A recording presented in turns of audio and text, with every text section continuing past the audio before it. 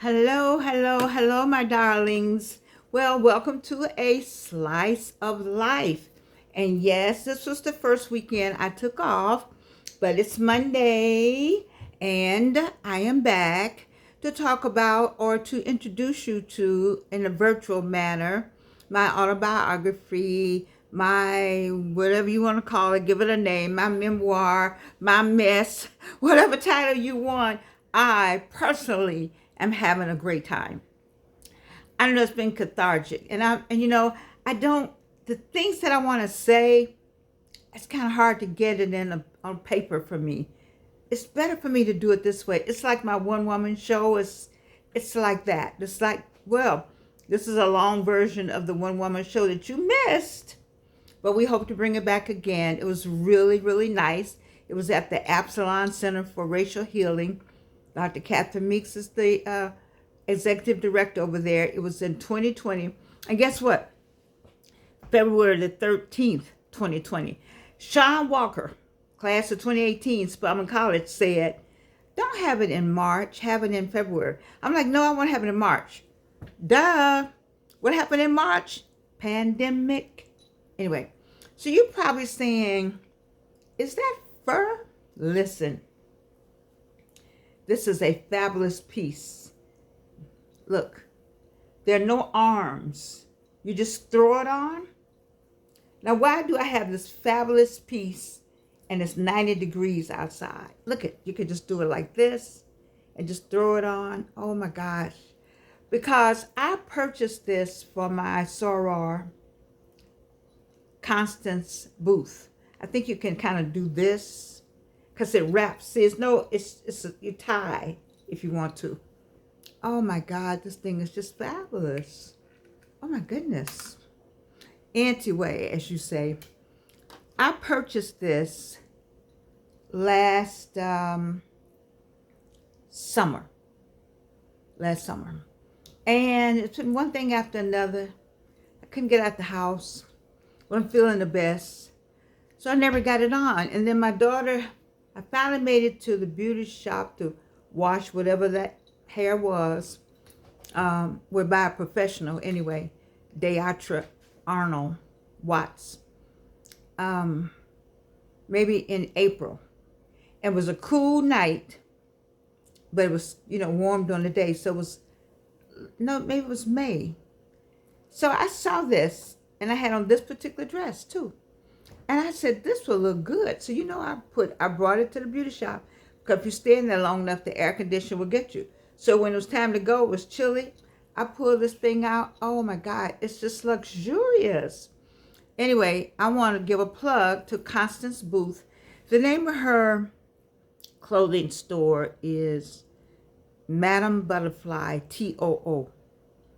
Yeah.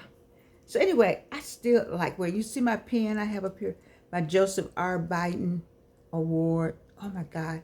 I wear it from time to time. I had a big meeting today, so I wore it today. Not that anybody paid it any mind. But I know I got the Joseph R. Biden Presidential Award. I know it. And Wayne, I have on your pearls. No, I have on Avalon's pearls and then your pearls. Anyway, so everybody got something. But this right here is just fabulous. Is it hot? Yes, it is. But you could just do this. Oh my God, I just love this thing. And you could just do this maybe because it has no arms. It's just something.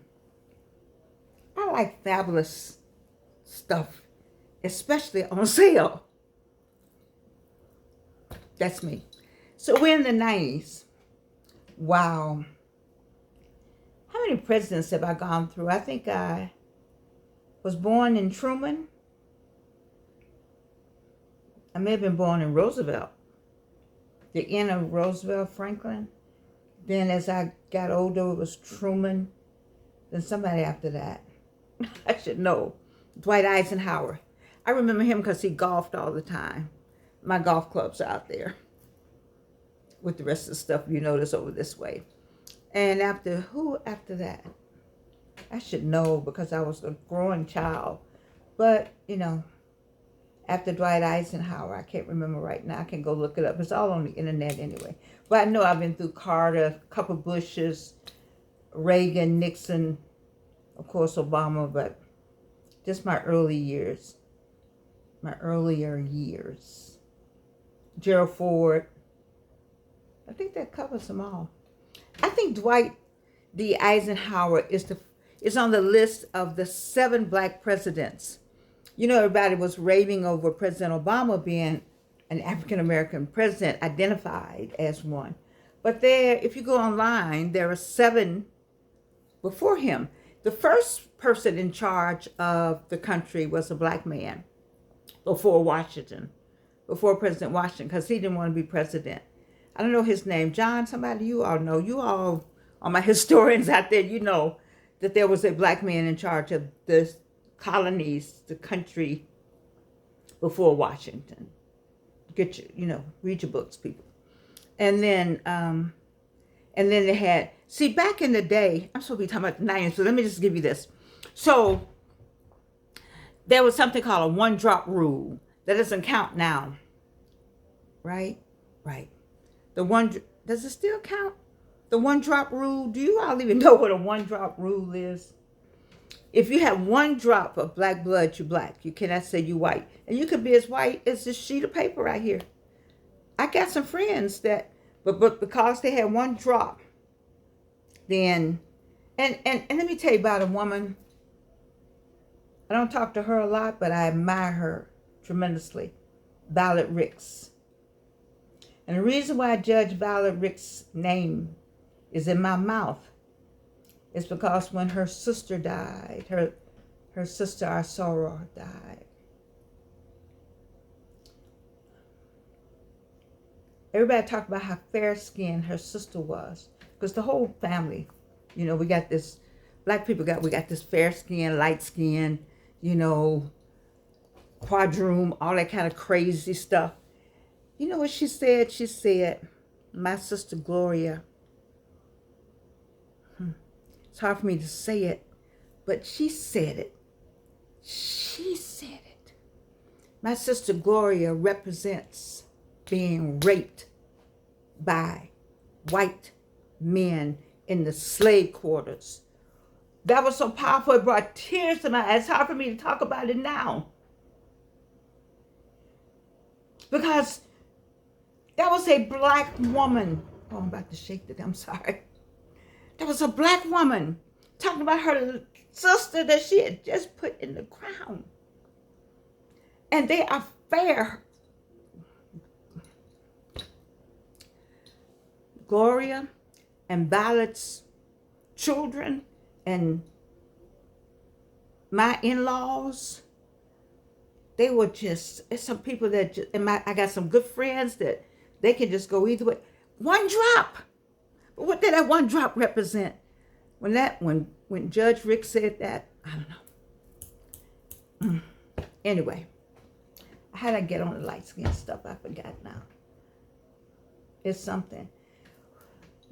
We divide ourselves, and they don't care nothing about any of us. You have to have that kind of strength. Where do you get that kind of strength? Where would a woman get that kind of strength to say that? She's the one that taught me about value. She said, Georgianne, is the one thing, she taught my daughter and I both, because she was talking to Evelyn and I. She used to give us counsel, not as an attorney. But we went to church together, and I worked in her court. That's in the 90s. Okay, I'm in the 90s. Okay, I'm in the 90s. All right, but anyway, all jokes aside, she said, you got to learn to value yourself. What value do you have on yourself? Nobody else puts that value on you. You put that value on yourself. I like that word, value. So, I value Georgianne. And I like this format. And I thank all the time L. Cornell Pearson, Sean Walker, L. Cornell Pearson, class of 2018, Atlanta Metropolitan State College, Sean Walker, class of 2018, Spelman College. And Beverly Maddox, Spelman College, 1984. Those three people pressed me. And Michael Tyler, well, I don't know where he went to school, but those are people who kept saying to me, kept pushing me to just, Georgian, just plug in and say something. You don't have to go ask anybody anymore. You don't even have to tell anybody. It doesn't even matter if you don't have anybody but yourself. You know we're about to have a hair problem here, don't you? I had to go to an interview today, and I was trying to look something at the interview. Anyway, you don't have to tell anybody, and you don't have to explain to anybody. It's your time, your show. Let me tell you, I'm going to get in the 90s. My time is going fast. Let me tell you what I did last night. I found a radio, something on the computer, where you can do radio shows. Do you know when I was 16 years old, I went down to WWCA radio. Vivian Carter. Now, you all don't know anything about WWCA, Gary, Indiana, radio. And you definitely don't know anything about Vivian Carter. I knew her. She was my mother's friend. So I strut downtown. I'm supposed to be going to buy something.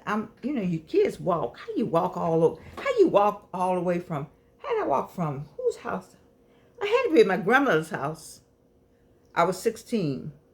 My grandmother had passed by then. So how did I get to Broadway, WWCA? Anyway, I took my happy self to the radio station. Yes, I did. I didn't ask anybody. I said, I'm just going to surprise my mother. Now, how you going to go in and tell the lady you want to be on the radio? And she says, okay. Ooh-wee. I must have been some kind of child. They told me I was some kind of child in elementary school, but I'm not going to tell you what they said. Anyway, I was some kind of child. Anyway, she let me be on the radio. And I couldn't wait to get home. I said, Mama, did you hear me? My mother listened to the radio every day except that day. I couldn't believe she didn't hear me. But I kept it in here. I'm a radio girl to my heart. I love the radio. What's his name calls me now? Eric T. Moore. You know, he's on WIGO, and he has his own podcast. He'll call me, girl, what you doing? Come on, let's do some radio. Oh, my God. I love radio. I introduced people to radio, and other people had me on their radio, and then I don't know what happened. I love radio. If I had my druthers, I would own my own radio station. Let me tell you what I really would buy. I'm running out of time, but I'm going to tell you this. It's my show. I can say what I want to. It's my book. This one be in the book, though. Duh. Stay on point, Georgian. You know the ham station?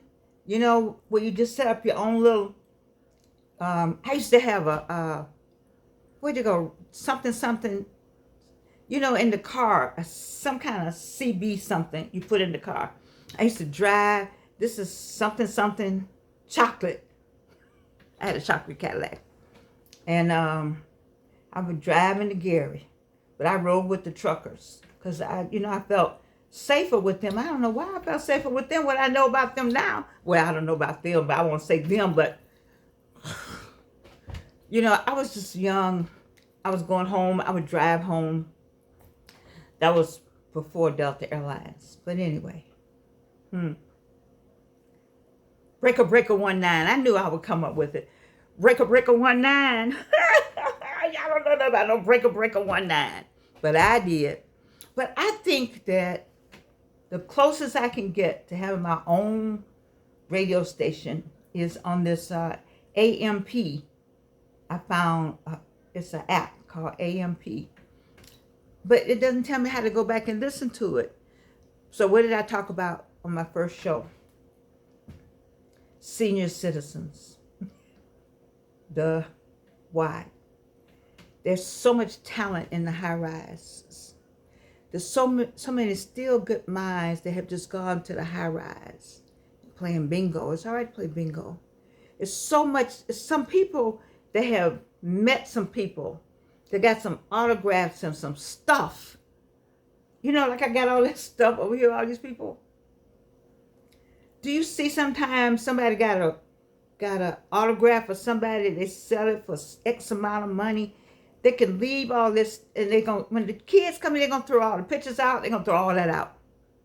I'm just appealing to young people to go to grandma, auntie, big mama, them, and ask them some questions.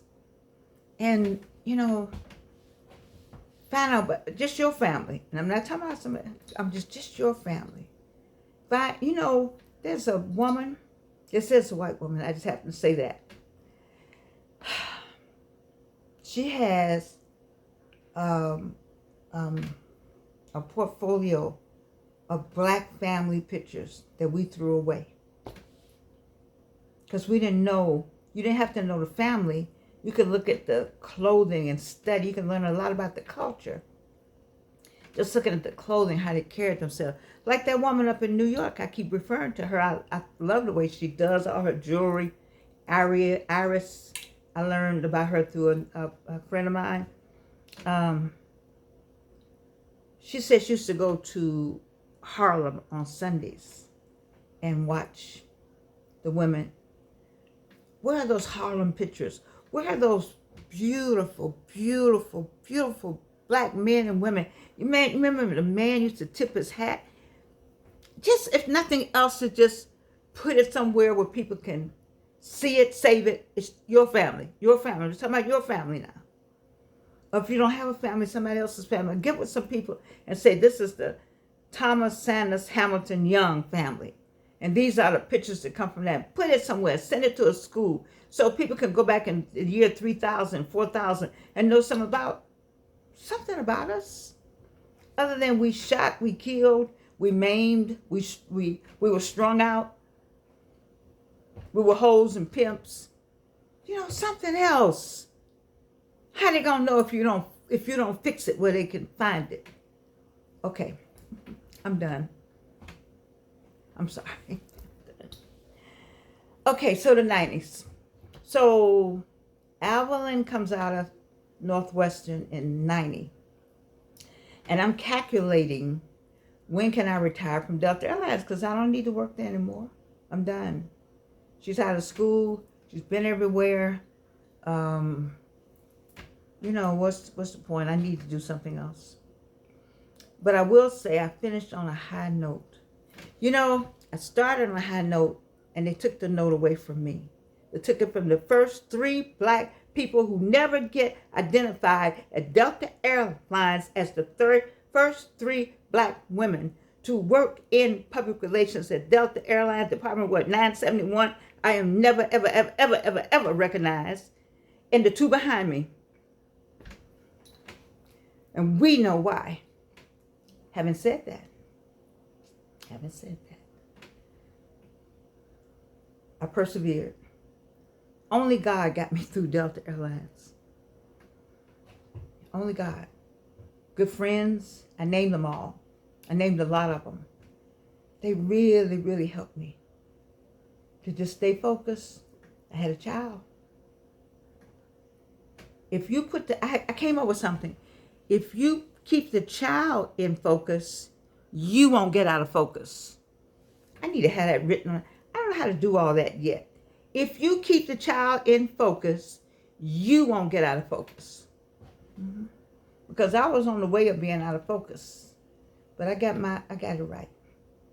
I had God on my side, and I stayed focused. Oh, is that a 90s story? Before I tell you how good it was in the end at Delta Airlines, let me tell you about working in a department where I was the only black secretary with the master's degree.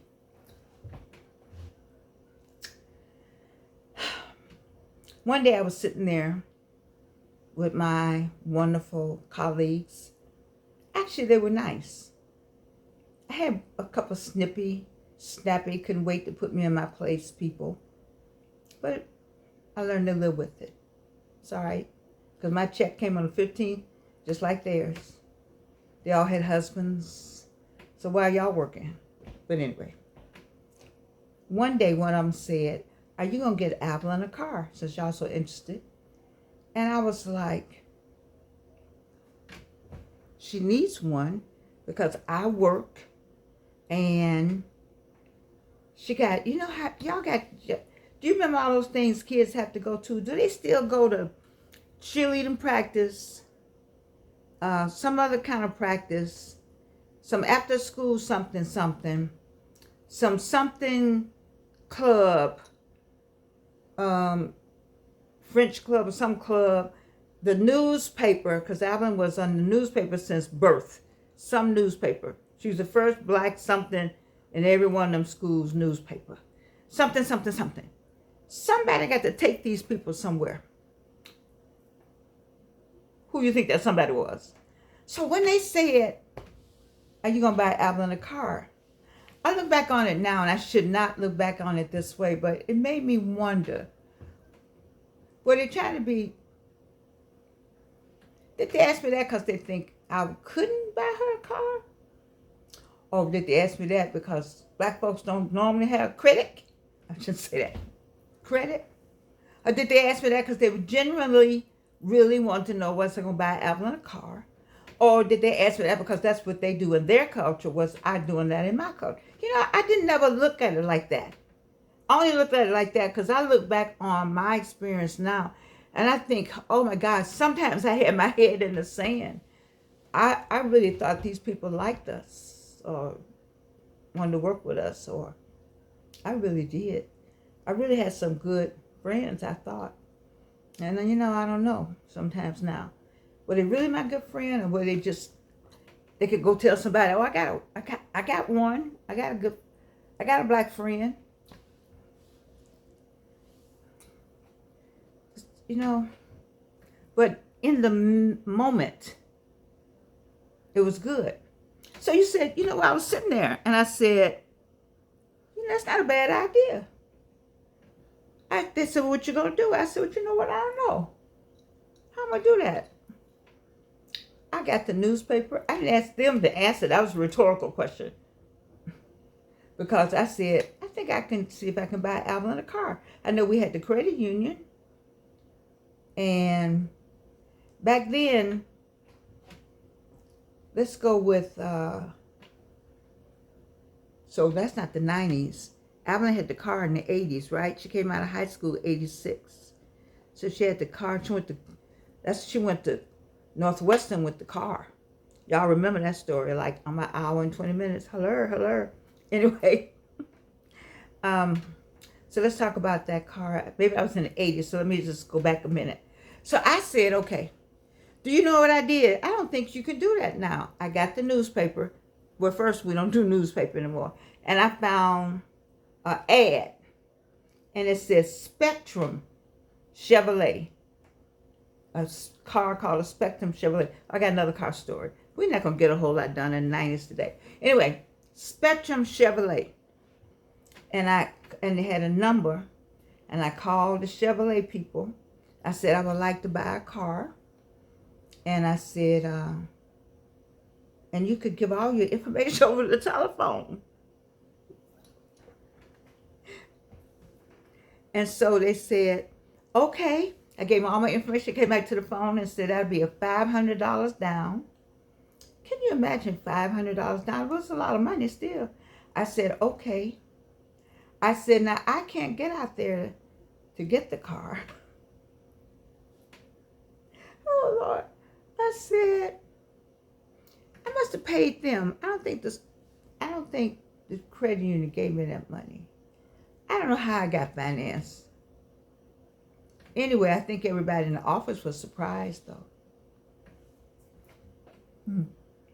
So let me tell you about the car. When I think about it, So anyway, I got the car.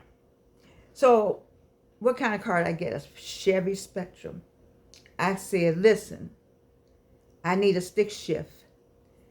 Back then, it was my thought that not a child, female child of mine, was not going to learn how to drive a stick shift. How you going to be out somewhere? Back then, they had stick shifts.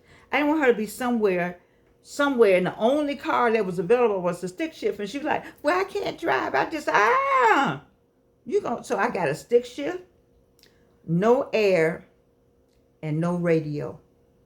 Because I want the bad, just give me the 4 wheels. Who does that? A crazy mother like me. I got the 4 wheels. I sent somebody out there with the money. I don't know how we did all that back then. You could just, it was, people were more honest. I don't know. Anyway, he brought the car. I never made it to the dealership. He brought the car, and I put the car in the garage. I know she was at Northwestern in early something, some kind of program they had. And when she came home for her 16th birthday, I said, I have a car. I said, and I can't teach you how to drive it because you got to learn on your own, and we're not going to fight. So the same friend taught her how to drive the car, and she was like, so no radio? I said, nope. No air. No. Now you know how hot it is in Atlanta. You got a car, brand new, 10 miles, however many miles it took to come from out there to the place where I lived, which I don't know which place that was. I think I was on Ralph McGill at that time. She got the car. Yeah, she did. So one day she went somewhere and found her little, you know how you get 2 little speakers? Because I didn't want her to be distracted. She probably was burning up in the car. And the windows did this. Okay? Because, you know, I just felt like if you give them everything, you give them what they need. Now, if she was a guy, isn't this terrible? I'm going to say it. If I had a boy child, I would have been at the secondhand, not the secondhand, the used car people. Boy, go out there and get a car. Make sure it works. Go somewhere and learn how to fix it. But she was a girl child. So I went and got a new car. That's my Delta Airlines secretary pool story. And I thank them. I thank them for that. So the other story I have, and then I'm going to get out because I'm not doing my 90s today. I was married to Alvin's father. And we had did I tell you the story about the Thunderbird? Did I tell you he left home one day in the Thunderbird, my Thunderbird, and left me with a Volkswagen Beetle? And I said, I had told him I'm not driving that. And he said, I guess he said, well, if you want to go somewhere, you're going to drive it. I said, oh, okay.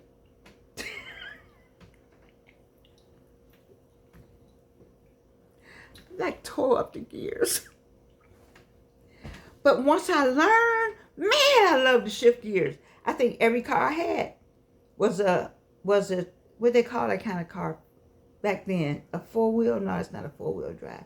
It just shift gears. I loved it. And then I wanted my daughter to have that same experience. So those are my car stories. Okay, so Alvin finishes Northwestern in 90. And I have a couple of years to go. I leave Delta in 94. I'm 52. My mother's like, she never heard anybody retiring at 52. But I'm like, I got to go. I got a master's degree. Somebody going to take me. But what made it good was Sandra East Jackson. I worked in the training department. And Sandra East Jackson, before I went to the training department, insisted that I take a class in something called PC, personal computers. The late Sandra East Jackson at Delta Airlines said, GA. I was like, girl, I'm getting ready to retire soon. You think they're going to let me have a computer class? She's like, yeah, G. Come on, G, we're going to take the class. Best thing that could ever happen to me. And the next best thing was to work in the training department. Oh my God, I was at home. I was teaching people how to, people used to say upstairs, they knew that they had been in Georgia Ann Thomas's class because I had me some customer service people coming out of those classes that you don't see now. Well, I'm not going to say that because they probably got some good people, but you know, everybody knew my people. Because I'm like, those people pay your salary. Figure it out. Those people you talking to, they buy those tickets. Those tickets translate into salaries. Let's figure out how to make them happy. But don't take no wooden nickels either. And we're going to always say, always say, on behalf of Delta Airlines, let me apologize. I had to repeat that. I went, apologize. Once you get an apology in there, people say, well, it's all right. Well, what you going to do? We had some people that were belligerent. But once you say, on behalf of John AURST, let me apologize. And let me see what I can do for you. That Wayne McMillan, he was a good one. Let me see what I can do for you. It was some PSAs. Ooh, Lord. I love the writing the book for the PSA. I love Jonita. People just taught me good customer service. That's why it's hard right now for me to go anywhere. Because I don't know how to act still. Because I'm thinking like, you're not going to apologize? Nobody apologizes to anybody about anything. People just, I don't want to use that word. Let me see. My daughter's a pastor. She and her husband are pastors, AME, and I'm a AME trustee at Big Bethel. I can't say it out loud because people be like, ooh. I'm doing the best I can, though. I'm proud of my walk. So if I had to write this in my book for the 90s, I got some stories for you. I do. I have some stories for you, but the exit of Delta Airlines was the best. Not because I was exiting the place, but because it represented to me a determined woman who had made up her mind. In church we say, you got to have a made up mind. Have you made up your mind about some stuff? Have you made up your mind about some stuff? I thank Rowene Allison Montgomery for talking to me the whole 16 years I was at Delta Airlines. She reminded me of my little girl.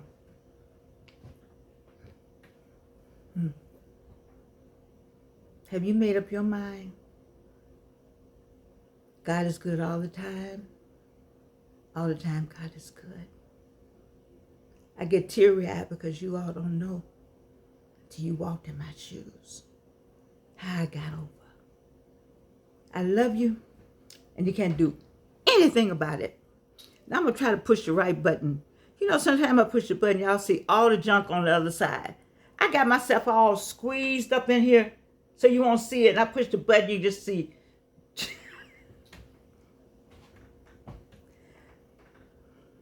Y'all know I got all Dr. Tibbs stuff in my house. It was all out on the street. How you have people's stuff on the street? Lord have mercy. Let me push the right one this time.